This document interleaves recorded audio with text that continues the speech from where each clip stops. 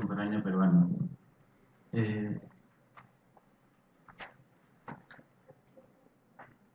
Gracias. Este es un trabajo que utiliza de base el libro escrito por Shane Green, Punk y Revolución, 7 interpretaciones de la realidad subterránea, editado en Lima en el año 2017. En dicho texto, Green propone que el punk tiene como una de sus principales características lo que él llama subproducción. Según Victor Beach, en el prólogo del libro, sostiene que un aspecto absolutamente inédito, radical y verdaderamente revolucionario de la propuesta subte no consistió solamente en el conjunto de sonidos y mensajes nuevos, sino en su intento por revolucionar las fuerzas de producción cultural que existían en ese momento.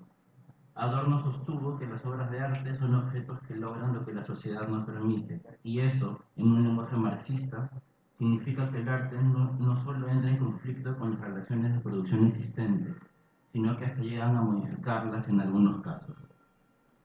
De hecho, la producción de las maquetas, grabaciones artesanales de baja calidad, sigue siendo hoy un notable ejemplo de la búsqueda de nuevas formas de producción y circulación de productos que consigan situarse más allá del principio de rentabilidad entendido tal como funciona en el sistema capitalista. Además, para seguir ahondando en las características de lo subterráneo o los subtes para los amigos, podemos afirmar que más allá de poder ser juzgado como un movimiento artístico o no, lo que propuso la movida subterránea fue la producción de una estética de lo no acabado, de la predilección por el fragmento y del fiel compromiso con la negatividad. Estas tres características serán fundamentales para el análisis del grupo de proyectos y obras que analizaremos más adelante, según lo sostenido por Green. De hecho, el autor señala que justamente por contener esas características, los subtes no fueron un estilo, un ritual, sino una acción, una respuesta que surgió en el contexto desde los 80 y que intervino en él de otra manera. Ahora bien, ¿cuál es el contexto en el que apareció la movida subte? Debemos de tener en cuenta que el origen común de toda iniciativa punk en el mundo es la aparición de estéticas subversivas e intenciones políticas críticas en contextos particulares determinados. Es así que estas iniciativas críticas en nuestro país tienen como contexto general la aparición de grupos de extrema izquierda como Sendero Luminoso del movimiento revolucionario Tupac Amaru y la respuesta en igual o mayor proporción de violencia de las Fuerzas Armadas que condenaron a la gente a estar inscritas entre dos fuegos. Así podemos graficar y entender que los límites de la subjetividad colectiva en nuestro país en la década de los 80 y parte de los 90 fue la violencia. Otra de las características generales del punk es su tendencia a generar propuestas críticas en las cuales podemos identificar dos intenciones básicas que resultan de la fusión de estrategias materiales, políticas y estéticas. Estas son, por un lado, la predilección por subproducirse creativamente y a la vez subvertir de manera discursiva los valores públicos. Entonces, podemos rescatar la pregunta que Sigmund Freud en su historia del rock and roll le hace justamente o sugiere que le hace el punk al rock and roll en sí mismo. Y esta pregunta es, ¿cuál es el riesgo de esta música? Del mismo modo, los proyectos que analizaremos más adelante trasladan esta pregunta a la institución artística, reformulándola de la siguiente manera. ¿Cuál es el riesgo de las obras de arte supuestamente críticas? Entremos pues en materia y ocupémonos de definir ese concepto cardinal que atravesará completamente nuestra ponencia, la subproducción. Si hablamos de subproducción, nos damos cuenta que es un concepto que aparece en oposición, obviamente, a otro, que es la sobreproducción. En el texto de Green se aborda este término desde una perspectiva estética, y donde éste sostiene que sobreproducir es registrar, reproducir de manera tan elaborada que la espontaneidad o arte del material original se pierde. Es una edición excesiva, con demasiadas intervenciones técnicas o un exceso de efectos especiales.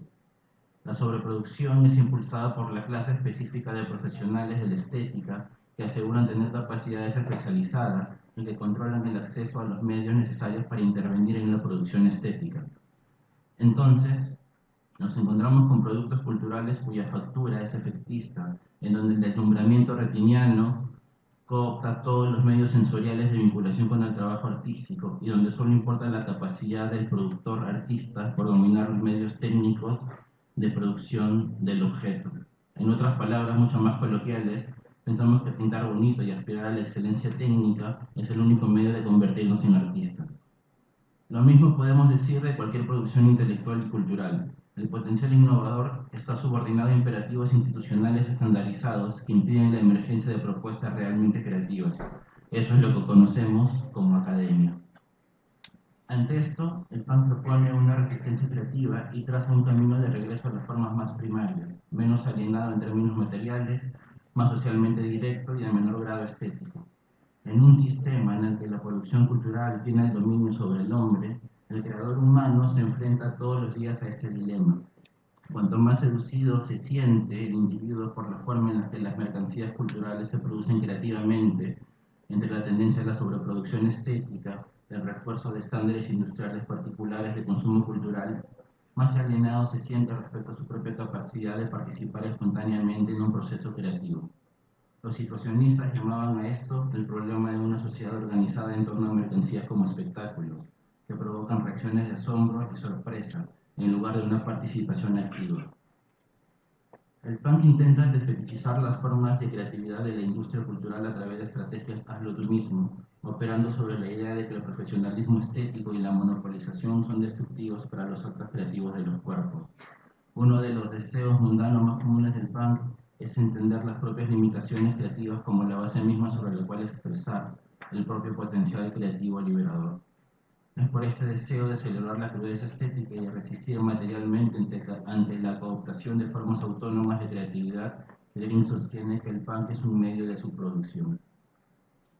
Para terminar de mencionar las características esenciales del punk y que tendrán su manifestación específica en el Perú bajo el contexto de violencia política, pasemos a analizar su negatividad. La actitud subte no aparece bajo la afirmación de premisas previamente pensadas, sino todo lo contrario. Los subtes comienzan con actos de rechazo creativo y después encuentran un camino propio a partir de ello. Y hay en ellos un deseo de rechazar lo que otros asumen hegemónicamente como valores compartidos. En este punto, podemos utilizar a Bakhtin y lo que él sostiene en términos de relación o vinculación con la sociedad. La relación es producto de la atención constante más que de la conversación fluida. Vemos entonces que, según Green, la movida subte es pues un intento, una acción, como lo definiría Victor Rich, de apropiarse de los medios de producción para subvertir el discurso público. Y esto está en las orillas del pensamiento de Walter Benjamin, quien señalaba las posibilidades políticas presentes en la proliferación de los medios de producción mecánica en el contexto de una cultura de masas emergente. Y lo cito. Como parte de tendencias modernas más amplias que apuntan a la desmitificación de los aspectos altamente ritualizados del arte, así como a su liberación de una comunidad localizada, la mecanización también brinda a las masas la oportunidad de apropiarse de los medios materiales básicos de producción estética y de imaginar un mundo distinto. Mi sugerencia es, dirá Green, considerar la propuesta de Benjamin como algo concebible en términos de la tendencia a su producirse propia del punk. Una forma de producción creativa que busca ser también una política de accesibilidad artística en una era en la que la creatividad se prefiere dejar a los profesionales, que también están sometidos a un imperativo sistemático de productividad. Con todo esto, me formulo la siguiente pregunta. Más allá del contexto de aparición específico de la movida subterránea, ¿es posible hallar obras de arte que cumplan con las características arriba mencionadas, es decir, su producción y negatividad? Considero que sí. De tal modo que haremos un repaso por las obras que precisamente creo que cumplen tales características. La primera es El último cuartucho de Juan Javier Salazar. Primero hagamos un repaso rápido a los materiales que componen la obra. Esteras, un retrato a témpera, que en la foto no se ve, pero está acá. Con una estructura de base de fierro con ruedas. Desde esa primera aproximación podemos ver que el requisito de precariedad material está presente. Discursivamente, el propio artista se refiere a la obra como un trabajo de inversión de sentidos. Y según esta afirmación, podemos determinar 3 niveles de inversión. El primero hace referencia a una frase de Lao Tse que dice lo siguiente: con 4 paredes se envuelve un vacío. Lo que podemos determinar de esa frase es que el sentido último de las paredes implica delimitar un espacio, el cual tiene como objetivo la permanencia, el quedarse, el habitar el vacío. Este vacío en nuestro contexto nacional fue delimitado históricamente por las esteras, justamente el material utilizado para el proyecto en mención. Ese producto milenario que siempre fue usado en la costa peruana y que con las primeras olas migratorias del campo de la ciudad se masificó para el uso de las invasiones. Era Raúl Mendoza en el año 2002. Distrito como Villa El Salvador, en algún momento considerado el pueblo joven más grande del mundo, como San Juan de Lurigancho, nacieron con su estera bajo el brazo. Esa plancha de carrizo entre tejidos, el símbolo de la invasión, pero también de acceso a la vivienda de las clases pobres. ¿Se puede contar la historia última de Lima sin tener en cuenta la estera? No. La inversión de esta propuesta de sedentariedad por la frase de Lao Tse se produce justamente invirtiendo las cuatro paredes ya no para envolver un vacío, sino para intersecarlas y producir un punto que no sirve para nada, según las palabras del propio artista. Lo que otorga ya no una invitación a quedarse, sino que en su lugar aparece un punto de fuga que invita a irse. Y esto se refuerza por la colocación sobre una estructura con ruedas que literalmente si lo empujas se sigue yendo. En el área de las esteras podemos observar un retrato pintado que guarda las características del héroe nacional Francisco Bolognesi, quien es conocido por su famosa frase: tengo deberes sagrados que cumplir y los cumpliré hasta quemar el último cartucho. Según Juan Javier Salazar, y yo concuerdo con él, dicha frase puede ser traducida en el siglo XXI como ya fuiste, caballero no más. La frase, en su morfología original, tengo deberes sagrados que cumplir y bla bla bla, nacionalmente conocida y repetida como un mantra, funciona como una suerte de propaganda del Estado que moldea la subjetividad colectiva hacia una existencia impotente. Algo así como perder con orgullo, con cierto estilo. Hay que ser bacanes hasta para perder. Pero si le aumentamos una letra a la famosa frase de Bolognesi, el sentido de pérdida se transforma en algo más beligerante. Y entonces tenemos la siguiente forma: tengo deberes sagrados que cumplir y los cumpliré hasta quemar el último cuartucho. De ahí también el título de la obra. Cuando uno quema el último cuartucho es porque ha vencido, es porque ha conquistado al enemigo, es porque ha invadido el territorio que históricamente se le ha prohibido entrar, como la esencia de las invasiones. Ahora bien, este último cuartucho, que es un punto de fuga que no sirve para nada, lo que hace lo que hace es devenir inminente la acción de quemarlo, porque es un punto que siempre migra, que siempre está de viaje, siempre está un paso más adelante. Es casi el retrato de la herencia migratoria de nuestra nación, no solo a nivel nacional, sino también a nivel global. La naturaleza del peruano parece ser justamente ese punto de fuga capaz de proyectarse y habitar otros territorios, desestabilizando límites geográficos, políticos, de clase, económicos, etc. La tercera inversión es más casi una anécdota y viene a operar dentro de la institución artística. Y es que en el año 2000 el Museo de Arte de Lima le compraría a Juan Javier Salazar el cuartucho número 5. Y según él, en sus palabras, él dice: yo estaba perplejo pensando que en la camioneta se estaban llevando una colonia de polillas dentro de las esteras. Esta obra aún existe, ha costado una pequeña fortuna restaurarlo y debe ser unas 5 o 10 veces más de lo que yo les cobré por la escultura. Esto cobra sentido si tenemos en cuenta que el propio artista menciona que siempre hace tres versiones, o hacía, porque ya murió, hacía tres versiones de una misma obra, lo que aseguraba su reproducción y su llegada a otros espacios no tomados por la industria cultural y coleccionista. Además, más anecdótico aún, que esta obra, el último cuartucho, tiene aproximadamente 15 versiones. La siguiente obra a analizar es Héroe, de Emilio Santesteban, y con eso ya acabo para no aburrirlo. Según la ficha que el propio Emilio propone, es una ejecución, es una acción que se ejecuta desde el año 2016 y es una performance de cuerpo ausente usando la caligrafía del héroe Miguel Grau sobre notas adhesivas. Otra vez el mismo análisis. Observemos los materiales. Papeles adhesivos, o posits como los conocemos, que tienen impresa la frase ¿y qué lugar tomará mi cuerpo entre los desaparecidos? La precariedad del material es sumamente evidente. Vayamos rápidamente a la construcción discursiva del proyecto. Primero cabe pensar en el término performance de cuerpo ausente.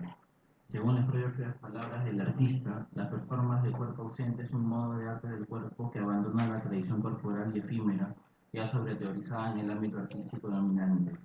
En la performance de cuerpo ausente, la performatividad, la instauración de sentidos, órdenes y jerarquías más allá de la representación, surge sin la presencia ni actividad del cuerpo, pero refutada mediante imágenes, objetos o procesos en los que huelga la escenificación espectacularizante del cuerpo, lo que deviene particularmente performativo, sobre todo desde un arte museístico y mediáticamente normado como corporal, y más aún en contexto de historias recientes de genocidio, desaparición forzada y éxodo, o sea, en lugares donde no hay cuerpo.